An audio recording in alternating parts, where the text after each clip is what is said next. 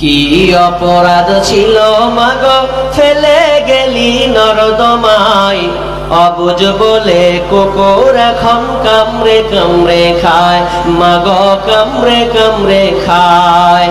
কি অপরাধ ছিল মাগো, কি অপরাধ ছিল মাগো ফেলে গেলি নর্দমায়, অবুঝ বলে কুকুর এখন কামড়ে কামড়ে খায়, মাগো কামড়ে কামড়ে খায়। নিজের সুখটাই ভাবলি রে মা, আমার কথা ভাবলি না, নিজের সুখটাই ভাবলি রে মা, আমার কথা ভাবলি না। জন্ম কেন দিলি রে তুই, আগে কেন বুঝলি না মা, আগে কেন বুঝলি না। অল্প সুখের মোহে ডুবে আনলি ধরার বুকে, অল্প সুখের মোহে ডুবে আনলি ধরার বুকে। তোদের সুখে বলি আমি কুকুর জীবের মুখে রে, কুকুর জীবের মুখে। লোক লজ্জায় ভয়ে রে মা, লোক লজ্জার ভয়ে রে মা ভুললি আমার কথা, বিনা দোষে করলি দোষী, এই কি মানবতা রে, এই কি মানবতা। কি অপরাধ ছিল মাগো, কি অপরাধ ছিল মাগো ফেলে গেলি নর্দমায়, অবুঝ বলে কুকুর এখন কামড়ে কামড়ে খায়, মাগো কামড়ে কামড়ে খায়। কবর গাহির মাটি দুনিয়ার সব মায়ার পিছনে, তোমারে জেনেছি খাটি ওগো কবর গাহির মাটি। রবে না সেদিন পিতার আদর, মাতার স্নেহের কল, বন্ধু স্বজনে ব্যথা অনুভূতি, শিশুদের কলরল। রবে না সেদিন পিতার আদর, মাতার স্নেহের কল, বন্ধু স্বজনে ব্যথা অনুভূতি, শিশুদের কলরল। ওগো কবর গাহের মাটি দুনিয়ার সব মায়ার পিছনে, তোমারে জেনেছি খাটি ওগো কবর গাহের মাটি। প্রিয়তমা আর দেবে না মুখে সোহাগ মাখা চুম, ঘুমানোর পালা আসিবে যেদিন ওগো নিরালা নির্ঝুম। ধরণীর বুকে যত আশা আর চির সম্পদ যত, তোমারি মাটিতে একা যাবে হায় আমার দিনের মতো। কবর গাহের মাটি দুনিয়ার সব মায়ার পিছনে, তোমারে জেনেছি খাটি। একই সকাল একই বিকাল কাটেনি যাদের ছাড়া, ভাবিতে পারিনি কেমন তেহায় পর হয়ে যাবে তারা। একই সকাল একই বিকাল কাটেনি যাদের ছাড়া, ভাবিতে পারিনি কেমন তেহায় পর হয়ে যাবে তারা। যেমনি একাই কি আসিল ভাবে একা একই যাব যেমনি একা একই আসিন ভাবে একা একই যাব বিদায় কালে পথের সাথী কোথায় পাব সাথী চিরজন্মের কবর গাহের মাটি দুনিয়ার সব মায়ার পিছনে তোমারে জেনেছি কাটি কবর গাহের মাটি। বিসমিল্লাহির রহমানির রহিম। وَإِذَا بُشِّرَ أَحَدُهُم بِالْأُنثَى ظَلَّ وَجْهُهُ مُسْوَدًّا وَهُوَ كَظِيمٌ يَتَوَارَى مِنَ الْقَوْمِ مِنْ سُوءِ مَا بُشِّرَ بِهِ أَيُمْسِكُهُ عَلَى هُونٍ أَمْ يَدُسُّهُ فِي التُّرَابِ أَلَا شَاءَ مَا يَحْكُمُونَ। আল্লাহ সুবহানাহু ওয়া তাআলা আয়াতে বললেন ওয়াইদা বুশিরা আহাদুহুম বিল উনসা, যখন কেউ তাকে সংবাদ দিত, সুসংবাদ দিত কিসের, যে তোমার কন্যা সন্তান হয়েছে, মেয়ে হয়েছে, তখন তার মুখখানটা কালো মলিন হয়ে যেত, তখন মুখটা কালোর বর্ণের হয়ে যেত এবং তার মনটা ভারাক্রান্ত মন হয়ে যেত, মনে হয় তাকে বিষ পান করানো হয়েছে, মুখটা এমন কালো মলিন চিন্তিত মন হয়ে যেত। ইয়াতাওয়ারা মিনাল কওমি মিন সুই মা বুশিরা বিহি, এবং যখন তাকে এই সংবাদ দেওয়া হলো যে তোমার মহিলা সন্তান অর্থাৎ কন্যা সন্তান হয়েছে, মেয়ে হয়েছে, তখন সে কি করত, নিজের কম থেকে নিজের পরিবার থেকে বাঁচানোর জন্য সে গ্রাম থেকে পালিয়ে অন্য কোথাও সে লুকিয়ে যেত। কেন কেন? হয়তো তার মাসি বলবে তোর কন্যা সন্তান হয়েছে, হয়তো তার চাচি বলবে তোর কন্যা সন্তান হয়েছে, মানুষ তাকে ছি ছি ছি ছি দিবে, নিন্দা দিবে, এই জন্য লাখ লজ্জার ভয়ে নিজেকে আড়ানোর জন্য সে গ্রাম ত্যাগ করে অন্য জায়গায় চলে যেতে।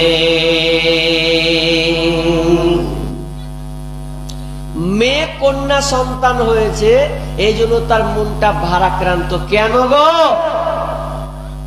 তার অনেক কারণ আছে, কয়েকটি কারণ আছে। কারণ মেয়ে সন্তান যদি আসে, তাহলে মেয়ে সন্তান যদি হয়, তাহলে মেয়ে সন্তান হলে লোক বলবে ছি ছি তোর কন্যা সন্তান হয়েছে, তোর বেটি তো লোকের ঝি খাটবে, তোর মেয়ে রাস্তায় হাঁটবে, ওকে ধর্ষণ করবে, তোর মেয়ের জন্য তোকে টাকা পয়সা জড়ো করতে হবে, মেয়ে দেখলে গাল মন্দ করবে, তোর মেয়েকে উপরে দাসী হিসাবে ব্যবহার, চাকরানি হিসাবে ব্যবহার করা হবে। তো তারা বলতে এগুলো শোনার চাইতে একদিনই মেরে ফেলে দিব, কষ্ট করে 4 দিন কানবো, যে কার সে ঝামেলা শেষ, মেয়েকে হতে দিব না। এই আয়াতটা বলতে গিয়ে আর একটু এখানে মিডিলে আমার যুবক ভাই এবং বাপজিদেরকে বলি, ধ্যান করে শুনেন কথাটা, যে তারা এই কারণে গলা টিপে মারত, অথবা কবর মাটি খনন করে তাদেরকে পুঁতে দিয়ে আসতো, এই কয়েকটি কারণে। বরঞ্চ আমরাও ইদানিং বর্তমানে এটা করি, গর্ত খনন না করলেও আমরা মেয়েদেরকে মেরে ফেলি, ছুরিবিহীন তাদেরকে মারি। আপনি মারবেন না? আচ্ছা, আপনার মেয়ে যদি 16 বছরের হয় আর যদি অন্য ছেলের হাত ধরে পালিয়ে যায়, তাহলে আপনার মনটা কেমন করবে? অনেক তো বাপ বলবে যে খালি আয়, বস্তা লবণ করবো, পুঁতে দিব, গেড়ে দিব, তারপর কি কথা আছে বলে না, যে তোর মান সম্মান সহ্য করতে পারবো না, তুই আমার মুখে চুলকানি মেরে চলে গেলি, তাই তোকে আইবি পুঁতে দেব, কত কষ্ট বহন করে বলে। আর দ্বিতীয়ত, আমরা মেয়েদেরকে পুঁতে দিয়েছি, যদিও একটু এক্সচেঞ্জ হয়েছে, আপনি হয়তো গর্ত খনন করেন না, তবু আপনি মেয়েকে হত্যা করছেন। কিভাবে? আচ্ছা বলেন, আপনার 4টা বেটা, দুটা মেয়ে, 4 বেটাকে আপনি জায়গা জমি কতটুকু লিখে দিয়েছেন আর মেয়েকে আপনি কতটুকু দিয়েছেন? আপনি তাকে আপনি মারছেন না?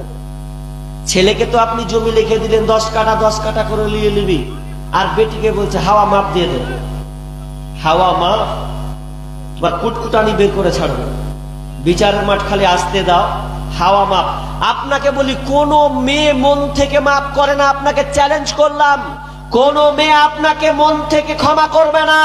হতে পারে সে মাফ করবে এটার কারণে যে আমার বাড়ি, বাপের বাড়িতে আমাকে উঠতে হবে, ভাইয়ের বাড়িতে আমাকে উঠতে হবে, বিধায় সে লজ্জিত হয়ে এ কথাগুলো বলতে পারে না। কিন্তু কোন মহিলা মন থেকে মাফ করে না। আপনি খোঁজ নিবেন ভালোভাবে। এটা 1 টাকা 2 টাকার ব্যাপার আছে, জমি জায়গা এটা 1 টাকা 2 টাকার ব্যাপার নয়, আর এটা ওয়ারিসের মাল।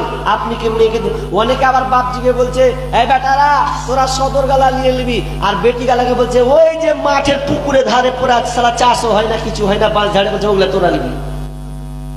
কোথায় পেলেন? আপনি মেয়েকে দিয়েছেন জমি জায়গা, রেডি হন আপনি। মেয়েকে তো আপনি দুনিয়া তো আপনি ওকে হত্যা করছেন, সে আপনি গর্ত খনন না করেন। এটাও মনে রাখবেন। একজন বক্তা বলছেন, ভালো দামি আলেম গো, তো বলছে কেউ যদি জাহান্নামী দেখতে চাও, দুনিয়াতে যদি কেউ জাহান্নামী লোক দেখতে চাও, তাহলে ওই লোকটাকে দেখো যেই লোকটা বেটির জমি মেরে খেয়ে বেটাকে দিয়েছে। আমার কথা নয়, একজন আলেম, বিশাল বড় মাপের আলেম, তিনি বলেছেন জাহান্নামী লোক যদি দুনিয়ায় দেখতে চাস, হাঁটছে এখান দিয়ে, দেখ বেটির জমি মেয়ের খেয়ে বসা আছে, নিজেকেও হাজি সাহেব দেখাচ্ছেন যে আমি হাজি হজ করেছি, তোমার তাহাজুদ পড়ে কোনো 5 পয়সা লাভ হবে না যদি মেয়ের জমি তুমি আত্মসাৎ করে রেখেছো। মেয়ের জমি তোমাকে বুঝিয়ে দিতে হবে, মেয়ের জমি তোমাকে বুঝিয়ে দিতে হবে, নাহলে তোমার বাঁচার কোনো পথ নাই। খালি বললি হলো 1 কাঠা 2 কাঠা লেদে হাওয়া মাপ, এটা চলবে না। এটা হচ্ছে তার অংশীদার, এটা হচ্ছে তার ভাগ ওয়ারিসের সম্পত্তি মাল, মেয়েও পাবে। পুরুষ যদি 2 ভাগ পায় তাহলে মেয়ে 1 ভাগ পাবে, তুমি 10 কাঠা পাবে, তো তোমার বোন 5 কাঠা পাবে। এটা হাত কলম চালাবার তোমার কোনো উপায় নাই। এটা গেল। চলেন আমি আয়াতটা পড়েছি, আয়াতটা আবার দেখেন। আল্লাহ তাআলা বলছেন যে তারা মেয়ে কন্যা সন্তান হলে তাদেরকে টুটি চিপে মেরে ফেলে দিত। কেন? যে মেয়ে গ্লানির কারণে, তার এই টেনশনের কারণে যে মেয়ে আমার হবে, মেয়ে বড় হয়ে তার সম্মান পাবে না। কেন মারতে জানেন? আপনাকে এবার আমি বুখারীর হাদিস নিয়ে যাব। হাদিসটি বর্ণনা করছেন মা আয়েশা রাদিয়াল্লাহু তাআলা আনহা, তিনি নিজেই বলছেন যে অসভ্যতার যুগে, সেই সময় জাহিলিয়াতের যুগে 4 ধরনের মেয়েদের বিবাহ হতো, 4 কোয়ালিটি, 4টা নিয়মে বিবাহ হতো। কিন্তু মেয়েদের ওগুলো বিবাহ নয়, মেয়েদেরকে অপদস্থ করা হতো। মা আয়েশা বলছেন প্রথম নম্বর হতো যে একটা মেয়ে যেমন স্বাভাবিক আমরা বিবাহ করি, একজন গার্জেনকে যায় যে বিবাহ করে, সে গিয়ে বলে আপনার মেয়েকে বিয়ে করতে চায়, মোহরানা নির্ধারণ হয়, এরপরে একটা বিবাহ হয়। একরকম নিয়ম আছে। নাম্বার 2, আরেকটা নিয়ম, এত অসভ্য, মানে অসভ্যতার যুগ, জঘন্য কাজ হতো। কেমন কাজ? যে একটা মেয়ে যখন তার বিবাহ হলো, স্বামীর ঘর গেল, স্বামীর ঘর যাওয়ার পর ওই স্ত্রী, মানে স্ত্রীকে স্বামী বলতো শোন শোন, তোর প্রথম মাসিক যদি বন্ধ হয়ে যায়, প্রথম মাসিক কমপ্লিট হওয়ার পর তুই এবার এমন একটা লোকের কাছে যাবি, যে লোকটা হলো দামিওয়ালা লোক, ওয়েটওয়ালা লোক। সেই লোকটার কাছে তোকে যেতে হবে, তার বিছানায় ঘুমাতে হবে, তার সঙ্গে থাকতে হবে। কতদিন পর্যন্ত? যতদিন পর্যন্ত তুই গর্ভবতী না হবে, যতদিন পর্যন্ত পেটে সন্তান না আসবে, ততক্ষণ পর্যন্ত তুই ওর বিছানায় থাকবি। কত জঘন্য! নিজের স্বামী বলতো স্ত্রীকে যে যা গিয়ে তুই ওখানে ওই বড় লোক, যে ভালো লোক, একদম পণ্ডিত লোক, ওর কাছে যাবি, ওর সঙ্গে মিলন করবি, মিলন করে যতদিন পর্যন্ত গর্ভবতী না হবে, পেটে সন্তান না আসবে, ততদিন পর্যন্ত ওর কাছে থাকবি, যখন আসবে তখন আবার রিটার্ন। এটা একটা গেল। নাম্বার 3 নাম্বার বিয়ের নিয়ম ছিল যে একটা মহিলা যখন 10 জন পুরুষের সঙ্গে জিনা করত, 10টা পুরুষ 10 জন যুবক এসে মেয়েটার কাছে হাজির হতো রে। এরপরে তারা গভীরে মিলনে তারা চলে যেত। 10 জনের সাথে একটা মেয়েকে ব্যবহার করা হতো। এরপরে যখন আপনার মিলন হওয়ার পর যদি ওই মেয়েটার পেটে সন্তান আসতো বা সন্তান যদি আসতো, তাহলে সন্তানটা কার হবে? কার? কারণ একসাথে 10 জন পুরুষ তার সঙ্গে জেনায় লিপ্ত হয়েছে, তখনও বিয়ে হয় নাই। বিয়েটা কিভাবে হচ্ছে দেখেন, তাহলে 10 জনের সঙ্গে জেনা করেছে। এবার ও যখন পেটে সন্তান এলো, তখন ওই মহিলা যে 10 জনের সঙ্গে জেনায় লিপ্ত হয়েছে, কুকর্মে লিপ্ত হয়েছে, তাদের 10 জনকে ডাকা হতো, বলতো ভাই তোরা 10 জন আয়, আমার পেটে সন্তান হয়েছে। তখন মেয়েটা পছন্দ করত কে আমার স্বামী হবে, কে আমার স্বামী হবে। তো মেয়েটা যদি বলতো যে আমার এটা স্বামী, তুমি আমার স্বামী হবে, তখন তারা এক কথায় রাজি হয়ে যেত, কারণ মেয়ে যেটা পছন্দ করত ওটা তার স্বামী, তো তাকে স্বামী হিসাবে চয়ন করে নিত। অসভ্যতার যুগ 3টা গেল। আর একটা মায়েশা বলছেন কেমন ছিল? 4 নম্বর পদ্ধতি, মেয়েদেরকে কেমন করে ব্যবহার করা হতো, কি তাদের সম্মান? কোনো তাদের সম্মান ছিল না। তখন তারা 4 নম্বর মায়েশা বলছে যে এক প্রকার মহিলা, ওই মহিলা একটা ঘরে থাকতো, ঘরে একটা আপনার কিনা পতাকা টেঙে দিত, পতাকা মানে উঁচু করে টেঙে দিত। তার মানে মানুষ জানতে পারতো যে এই পতাকা টাঙার কারণ হচ্ছে এই মেয়েটা হচ্ছে দেহ ব্যবসায়ী মহিলা, এই মহিলাটা তার মানে পতিতালয়, তার মানে এই জায়গাটা পতিতালয়, বেশ্যালয়, আর এই মেয়েটা দেহ ব্যবসায়ী। তখন তারা অনেকে আসতো, মেয়েটার সঙ্গে খারাপ কাজে লিপ্ত হতো, এক কথায় ব্যভিচারে লিপ্ত হতো। ওই মেয়েটাকে উপভোগ করার পর যখন তারা সবাই চলে যেত, হঠাৎ করে যখন ওই মেয়েটা গর্ভবতী হতো, মেয়েটার পেটে যখন বাচ্চা আসতো রে, তখন ওই মেয়েটা আবার ওই আপনার কিনা পুরুষদেরকে ডাকতো। ডাকার পর তিনি চয়ন করতেন কার সন্তান হবে, কে কোনটা কার সন্তান। তখন তিনি আপনার কিনা কাহিনকে ডাকতেন, কবিরাজকে ডাকা হতো। কবিরাজ যখন আসতো তখন বলে দিত কোনটা কার সন্তান হবে। তখন তারা কবিরাজ যখন হাত চালিয়ে বলে দিত যে এটা হবে তার সন্তান, তো তারা এই হিসাবে মেনে নিত। কোন বাপ চাইবে এগুলা নিয়ম? জি চাইবে না। জাহিলিয়াত কত খারাপ। তাহলে কে বলেন তো কোন লাজে একটা মেয়েকেও মানুষ করবে? এরকম যদি কাণ্ড হয়, ধরবে আর খাঁচা খাঁচা নিয়ে চলে যাবে, ধরবে আর মেয়েটাকে ফেলে দিবে। তো কোন বাপ চাইবে যে আমার মেয়ে বাঁচুক? ও আগেই সিদ্ধান্ত নিয়ে নিছে, যেমনই জন্ম নিবে মেয়ে আছে তো মেরে ফেলে দেবে, 2 দিন 4 দিন কানবো, যা হয় হবে। কিন্তু এরকম জঘন্য কাজ হতে দিব না। কোন বাপ চাইতো না যে আমার মেয়ে এভাবে নিষ্ঠুরতা অবলম্বন করবে, তাকে অপদস্থ করা হবে, লাঞ্ছিত করা হবে, এটা কেউ চাইতো না। আল্লাহ সুবহানাহু ওয়া তাআলা এই জন্য বলছেন ওয়া ইযা বুশিরা আহাদুহুম বিল উনসা যাল্লা ওয়াজহুহু মুসওয়াদ্দান ওয়া হুয়া কাযীম ইয়াতাওয়ারা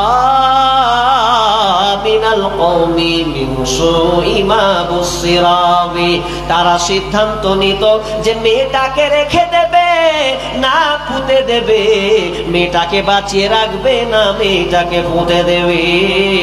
আলা শাআ মা ইয়াহকুমুন। তারা সিদ্ধান্ত নিত, সিদ্ধান্ত কত যে জঘন্য সিদ্ধান্ত ছিল, কত যে জঘন্য ছিল যে তারা মেয়েটাকে হত্যা করে দিত। হাদিসে পাওয়া যায়, আপনি ইতিহাস খুলুন, সেই আরবীয় জাহিলিয়াতের যুগ, যেই সময় একজন সাহাবী বলছেন আমি আমার 12 জন সন্তানকে নিজের হাতে আমি হত্যা করেছি, 12 জন মেয়েকে আমি কাটা আপনার মাটি দাফন করেছি, তাকে জীবন্ত কবর দিয়েছি। আমার কেউ বলছেন আমি 8টা মেয়েকে জীবন্ত পুঁতেছি।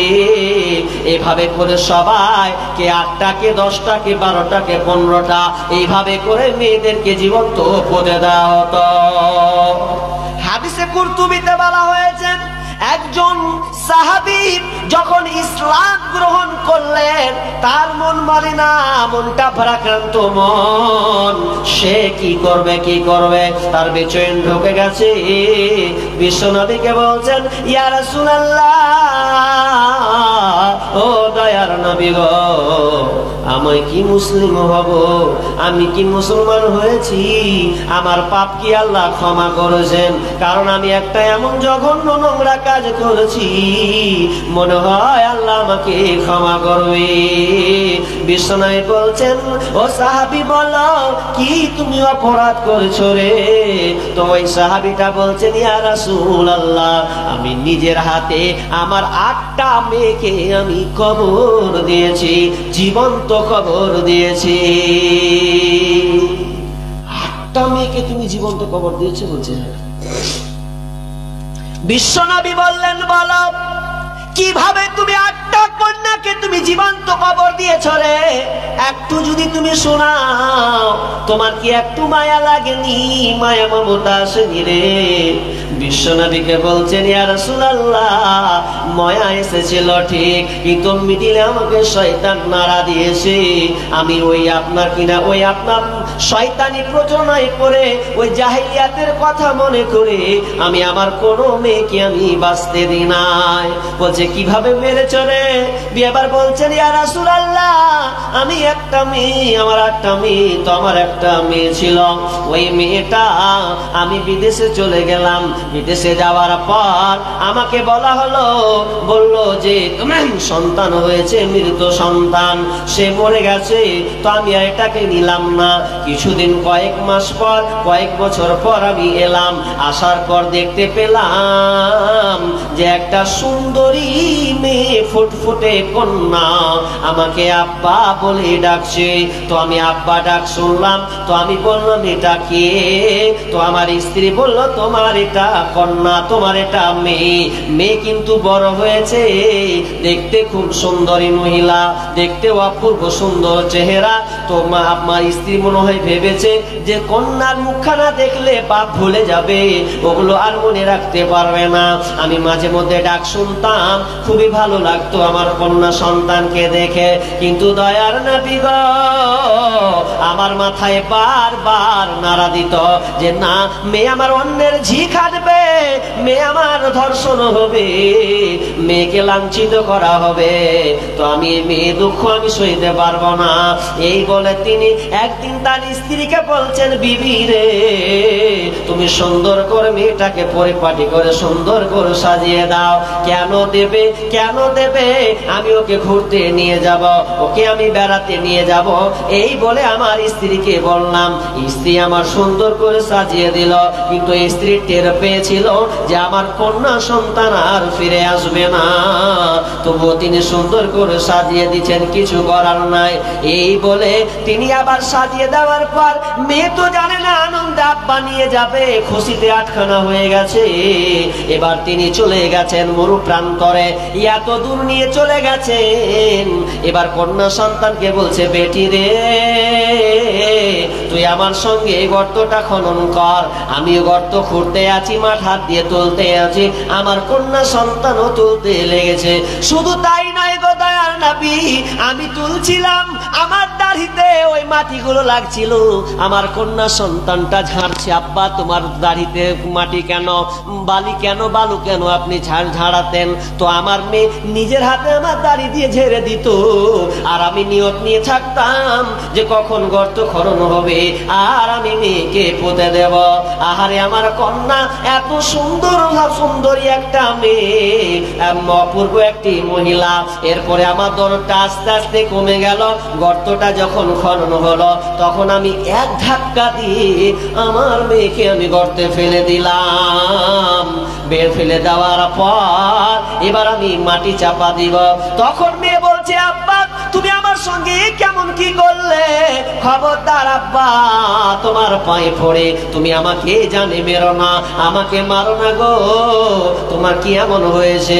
যদি তুমি চাও আব্বা ডাকবো না, তো আমি কোনোদিন তোমাকে আব্বা বলে ডাকবো না।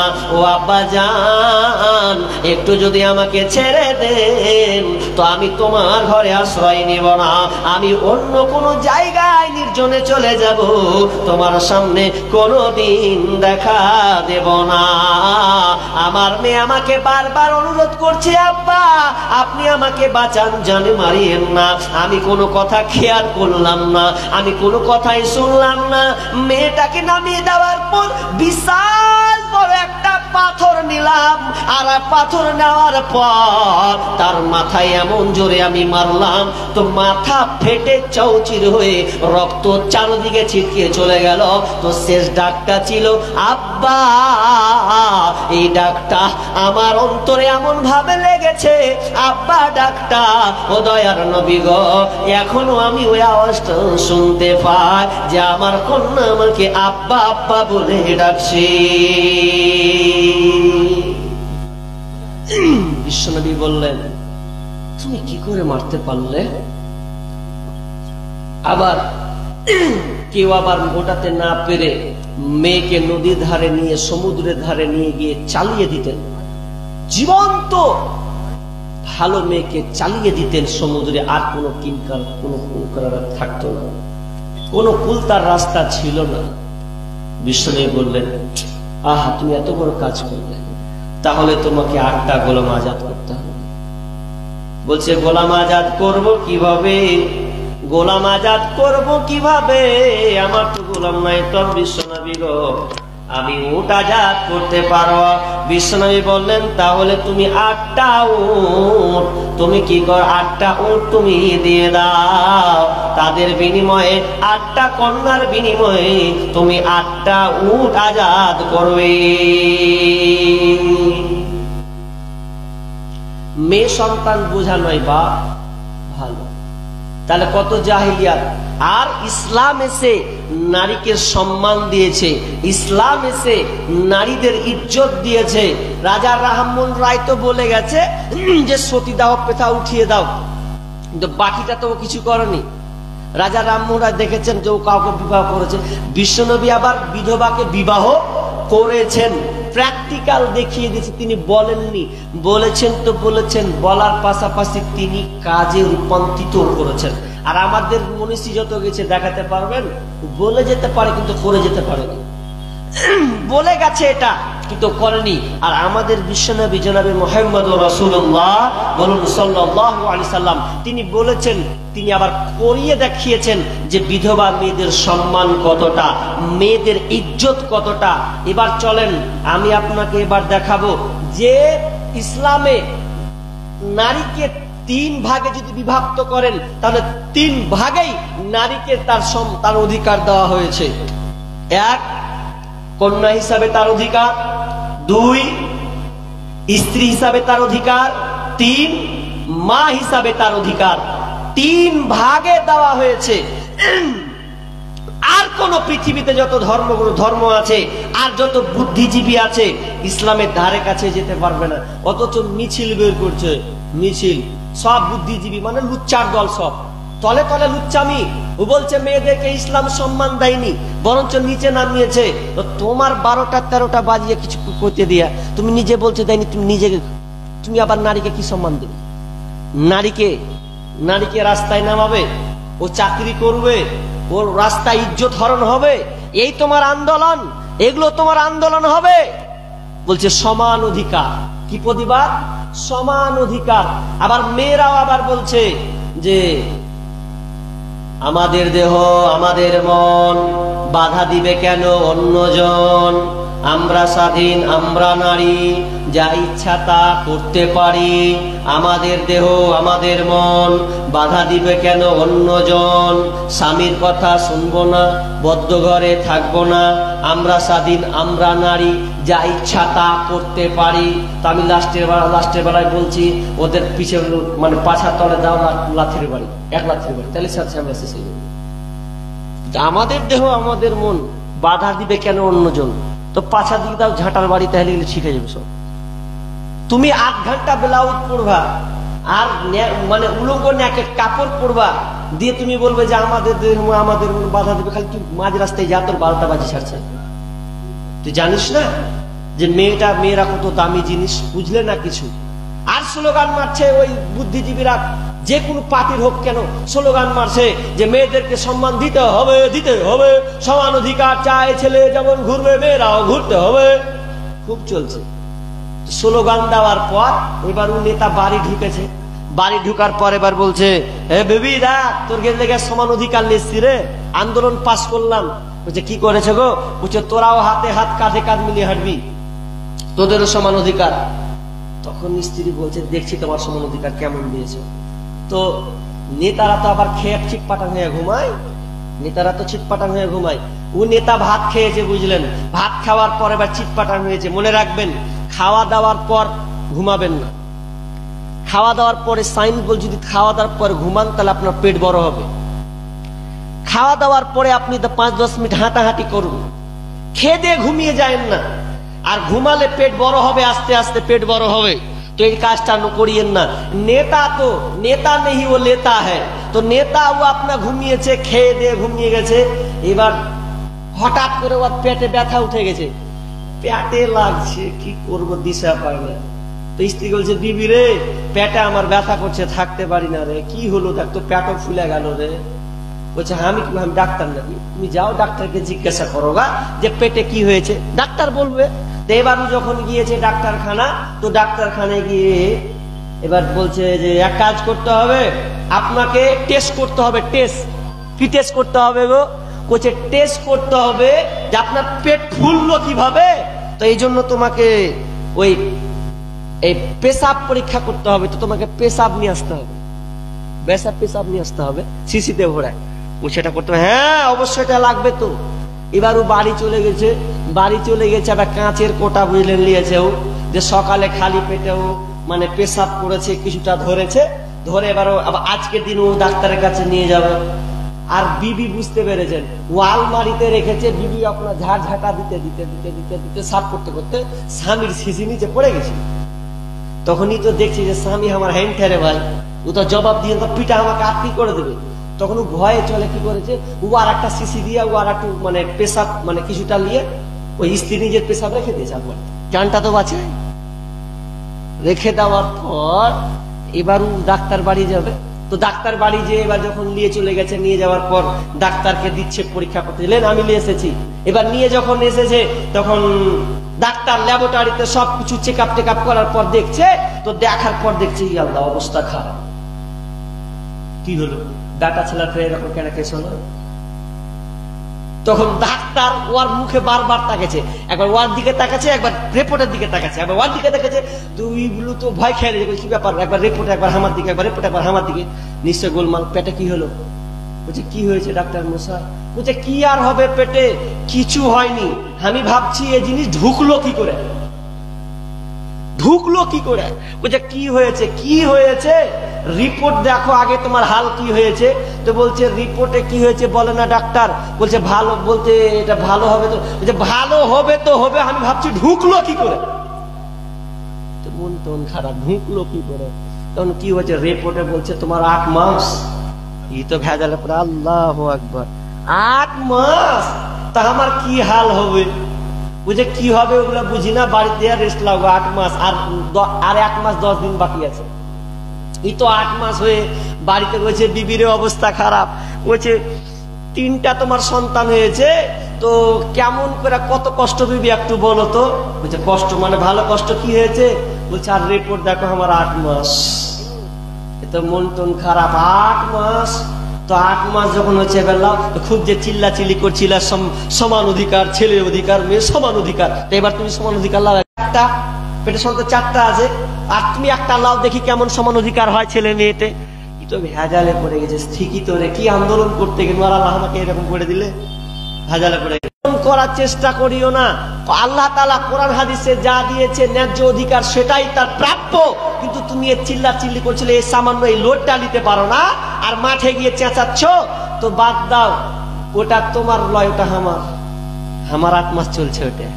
তখন বলছে বিবি তুই বাঁচালি, অন্তত বাঁচুনি এবার আমি নাই, তখন তো ভাবছিল কখন ডাউনলোড হবে, তখন তো মেয়ের অস্থির পড়েছি। তো ইসলাম নারীকে অধিকার দিয়েছে 3 ভাগে দিয়েছে। ক ভাগে বললাম? 3 ভাগে। এক, কন্যা হিসাবে দিয়েছেন, কন্যা সন্তান। বিশ্বনবী বলছেন যে কারো যদি মেয়ে সন্তান 2 কিংবা 3 জন হয়, আর ওই মেয়েটাকে যদি ভালো করে লালন পালন করে তার বিবাহ সাদী সাবালিকা পর্যন্ত তাকে আটকে রাখে, তাকে সুশিক্ষা দেয়, তাহলে ওই বাপটা, ওই গার্জেনটা আমার তর্জনী আঙুল এবং মধ্যম আঙুলের মাঝামাঝিতে থাকবে। কত সুসংবাদ! শুধু তাই নয়, মাইসা রাদিয়াল্লাহু তাআলা আনহা এমন সময় একদিন তিনি বসে আছেন, 2 জন আপনার কিনা একজন মানে মিসকিন, যে তার বাড়ি দুয়ারে দুয়ারে চাইতে যায়। তো একজন মহিলা আসলো, আসার পর আমার কাছে চাইলো, আমার কাছে কিছু চাইলো, আমার কাছে মাত্র 2টি খেজুর ছিল রে, 1টি খেজুর আমি তাকে দিলাম আর 1টা খেজুর আমার কাছে রাখলাম। তো মেয়েটাকে দেখলাম, ওই মহিলাটাকে দেখলাম, ওই খেজুরটাকে 2 ভাগ করে দিয়ে তার পাশে 2 জন মহিলা ছিল, 2 জন মহিলাকে অর্ধেক অর্ধেক করে তার কন্যা সন্তানদেরকে দিয়ে দিল, এবং তারা চলে গেল। বিশ্বনবী এলেন, আসার পর বলছেন, ইয়া রাসূলুল্লাহ, একজন ভিখারি এসেছিল, আমি ওই মেয়েটাকে দিলাম খেজুর, তো নিজে না খেয়ে 2 টুকরো করে নিজের সন্তানকে, তার মেয়ে সন্তানকে দিল। বিশ্বনবী বললেন, ও যারা যত্ন করে লালন পালন করে কষ্ট করে মেহনত করবে, ওগুলো জাহান্নামের আর হয়ে দাঁড়াবে। অথচ বিশ্বনবী ছেলের ব্যাপারে বলেনি, কারো যদি 10টা 20টা 50টা ছেলে হয়, এরকম আপনি হাদিস দিতে পারবেন না, দেখাতে পারবেন না যে মেয়ে ছেলে সন্তান হওয়ার কারণে আল্লাহ তার জিম্মেদারি নেবেন, এইরকম কোন হাদিস নাই। জাহান্নামের আর হবে এরকম কোন হাদিস নাই। কিন্তু মেয়েদের ব্যাপারে বলা হয়েছে, কোন বাড়িতে যদি 2টা কিংবা 3টা মহিলা থাকে আর মেয়েটা দেখভাল করে, তাকে সুশিক্ষা দেয়, তাহলে বিশ্বনবী সুসংবাদ দিয়েছেন, তাহলে ওই মেয়ে, ওই আপনার ওই কষ্ট দুঃখ গুলো তাদের জাহান্নামের আর হয়ে দাঁড়াবে, এবং তিনি জান্নাতে তর্জনীর মিডিলের, আপনার মধ্যমার মিডিলের, তার পাশাপাশি একসঙ্গে জান্নাতে থাকবে। তাহলে মেয়ে হিসাবে তার কত মর্যাদা, ইসলাম মেয়ে হিসাবে কত মর্যাদা তাদেরকে দিয়েছে। আমরা খ্যাপা, শুধু বুঝি না যে মেয়েদেরকে দেয়নি। লম্বা ঘটনা আমি বিস্তারিত করতে যাব না, 25 বেজেই গেছে। তো কি বলছি, ঘড়ি দেখছি আর চালাতে হচ্ছে, কি করব, 2 ঘন্টার আলোচনা কাটছি। কি বললাম, যে মেয়ে, তাহলে মেয়ে হিসাবে তার কত মর্যাদা, কত তার সম্মান। যেই পিতা, যেই মা কন্যা সন্তান পেল, সে তো সৌভাগ্যবান, সে তো সৌভাগ্যবান। কন্যা সন্তান আছে, কন্যা সন্তানকে ভালোবাসতে শিখুন, মহাব্বত করতে শিখুন, তাকে সময় দিতে শিখুন। খালি মেয়ে কন্যা হিসাবে পেয়ে তাকে লজ্জিত করবেন না, তাকে অপমান করবেন না, তাকে লাঞ্ছিত করবেন না, এটা করা ঠিক নয়। কারণ ছেলে 1000 হতে পেলেও আপনি এরকম জান্নাতি সুসংবাদ পাননি। কিন্তু মেয়ের ব্যাপারে বিশ্বনবী গার্জেনকে সুসংবাদ দিয়েছেন, ওরা জান্নাতি এবং জান্নাতে জাহান্নামের আর থেকে বেঁচে যাবে এবং তারা আমার সঙ্গে থাকবে। নাম্বার 2 নম্বর হলো স্ত্রী হিসাবে অধিকার পাবে। স্ত্রী হিসাবে মেয়েরা কি অধিকার পাবে? আল্লাহ সুবহানাহু ওয়া তাআলা বলছেন, লিবাসুল্লাকুম ওয়া আনতুম লিবাসুল্লাহুন্না, তারা তোমাদের পোশাক, ওরা তোমাদের পোশাক, তোমরা যেমন তাদের পোশাক, তারা তোমাদের পোশাক। স্ত্রী স্বামী, স্ত্রী হচ্ছে পোশাক, পোশাকের সঙ্গে তুলনা করা হলো যে স্ত্রী স্বামীর পোশাক, স্বামী স্ত্রীর পোশাক। হুন্না লিবাসুল্লাকুম ওয়া আনতুম লিবাসুল্লাহুন। তাহলে স্ত্রী এবং স্বামীর কত মর্যাদা দেখেন, স্ত্রী কত অধিকার, যে পোশাকের সঙ্গে তুলনা করা হলো, পোশাকের সাথে তাদেরকে তুলনা করা হলো যে তোমরা হচ্ছে স্ত্রীর পোশাক আর স্বামী তারা স্ত্রীর পোশাক। কেমন? আচ্ছা সোনা চাঁদি তো ছিল, অনেক হীরামণি তো ছিল, তো আপনি পোশাকের সঙ্গে কেন আল্লাহ তাআলা তুলনা করলেন? পোশাকের চাইতে দামি তো সোনা চাঁদি, তো এগুলো না করে পোশাকের সঙ্গে কেন তুলনা করলেন? একজন দার্শনিক বলছে পোশাকের সঙ্গে তুলনা করার তিনটা কারণ। কেন পোশাকের সঙ্গে তুলনা করা হলো রে? কারণ বিবি এর মর্যাদা কতটা, কত দামি জিনিস, এক অপরে কত তাদের মহাব্বত, পোশাকের সঙ্গে তুলনা করা হলো। এই পোশাকটা যে আমি পরে আছি, এই পোশাকটাকে মানুষ যত্ন নেয় কি নেয় না? নেই, যত্ন নেই না। যদি খারাপ হয়ে যায়, নোংরা হয়ে যায়, আবার সার শ্যাম্পু দিবে, আবার সার দিবে, তারপরে সুন্দর করে চিকনা করবে, আয়রন করবে, করবে কি করবে না? পোশাকের যত্ন নেই। ওই জন্য প্রথম একজন দার্শনিক বলছে পোশাককে ধরার কারণ হলো যে তার স্ত্রী হচ্ছে পোশাক, কারণ পোশাককে মানুষ যত্ন করে, পোশাকের মানুষ দেখভাল নাই, নোংরা হলে সঙ্গে সঙ্গে ওকে পরিষ্কার করে নেয়। নাম্বার দুই নম্বর হচ্ছে যে একটা পোশাক মানুষ যখন পরে নেয় তখন তার আব্রুকে, তার ইজ্জতকে ঢেকে নেয়। তার মানে তার আপনার কিনা গোপন অঙ্গ বা আপনার কিনা ভেতরের অংশ যেটা লজ্জাই যেটা, সেই জিনিসটাকে পোশাক ঢেকে দেয়। তার মানে সে যেন মানুষের সামনে ওপেন হাঁটতে পারে। এই পোশাকটা এত সম্মানী পোশাক, মানুষের মর্যাদা দিয়েছে।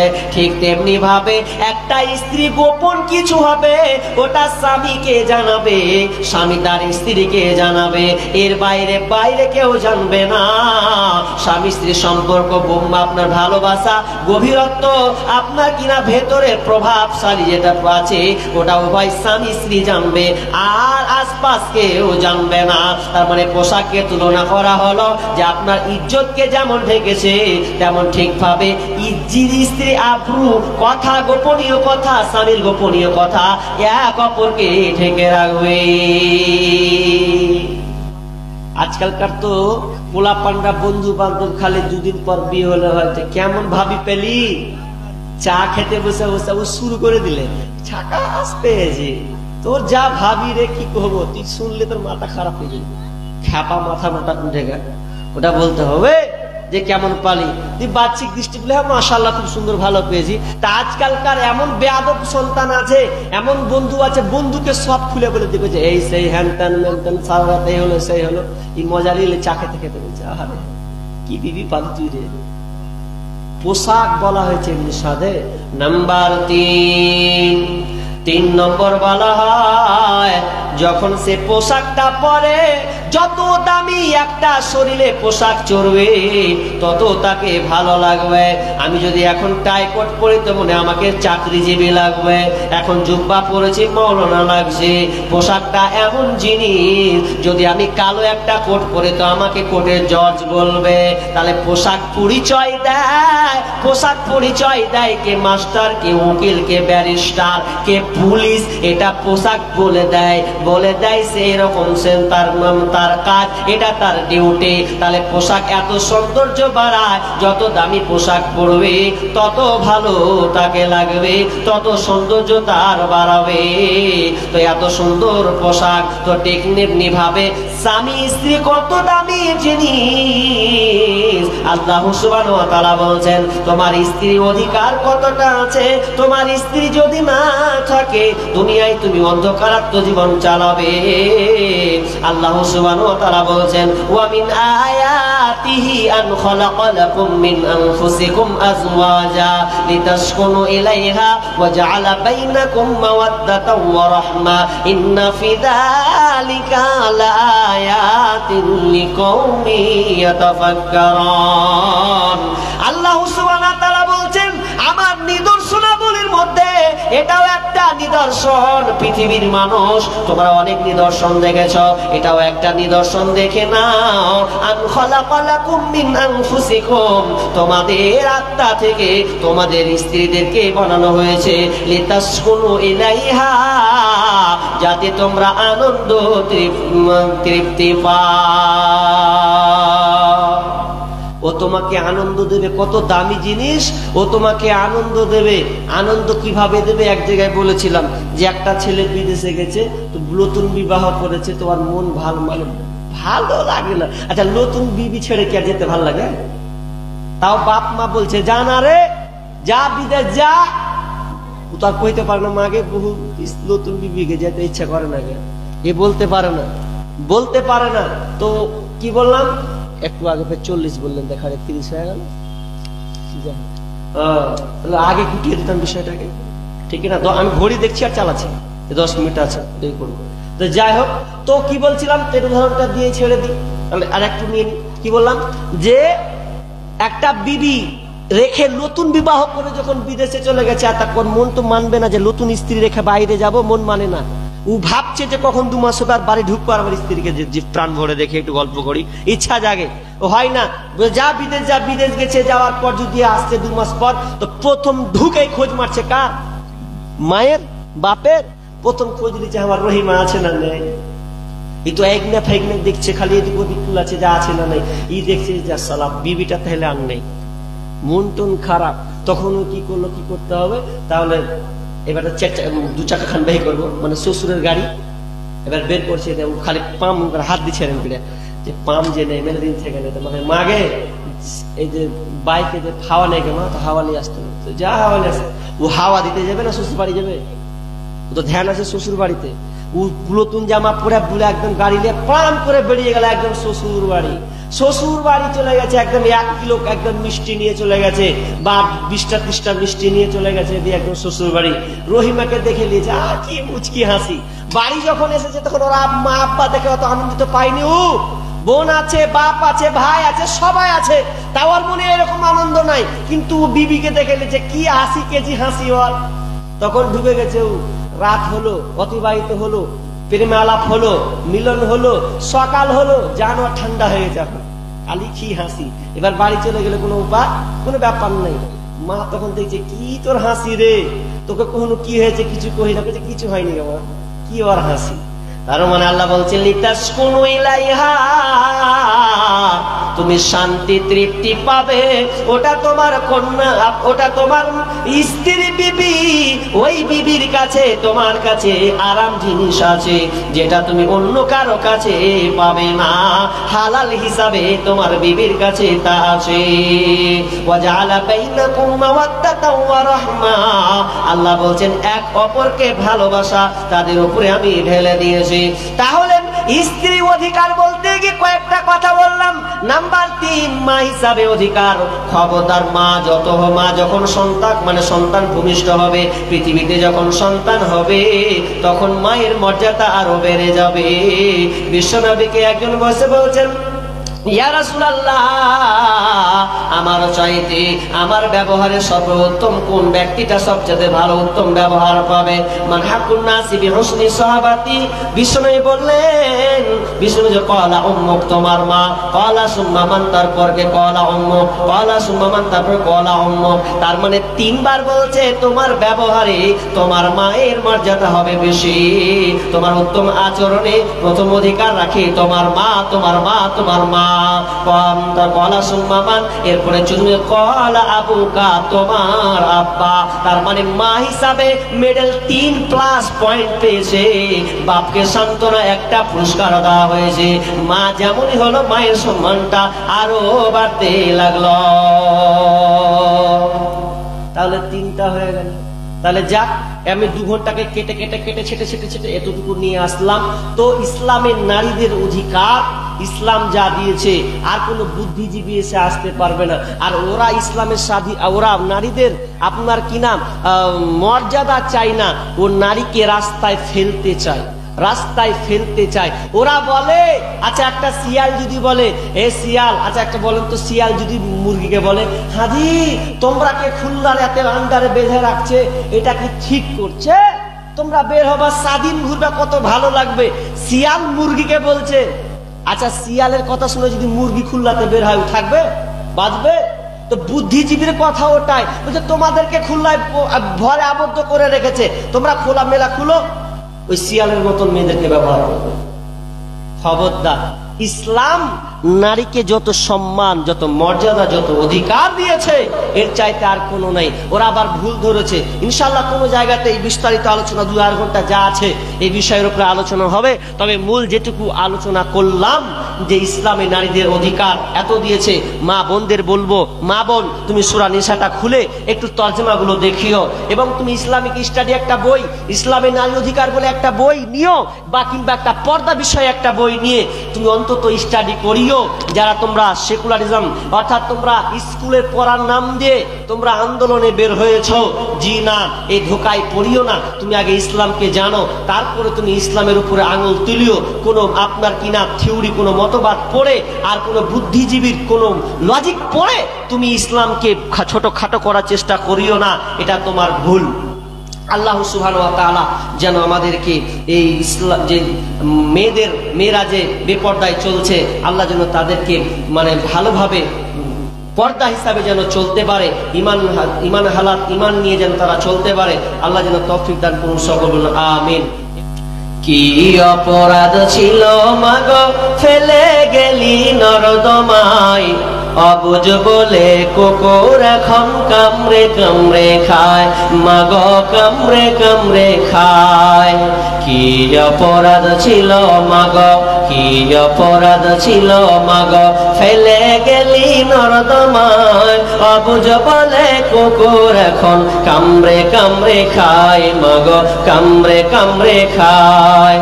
নিজের সুখটাই ভাবলি রে মা, আমার কথা ভাবলি না,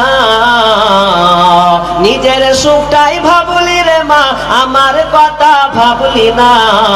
জন্ম কেন দিলি রে তুই, আগে কেন বুঝলি না মা, আগে কেন বুঝলি না। অল্প সুখের মোহে ডুবে আনলি ধরার বুকে, অল্প সুখের মোহে ডুবে আনলি ধরার বুকে। তোদের সুখে বলি আমি কুকুর জীবের মুখে রে, কুকুর জীবের মুখে। লোক লজ্জায় ভয়ে রে মা, লোক লজ্জার ভয়ে রে মা ভুললি আমার কথা, বিনা দোষে করলি দোষী, এই কি মানবতা রে, এই কি মানবতা।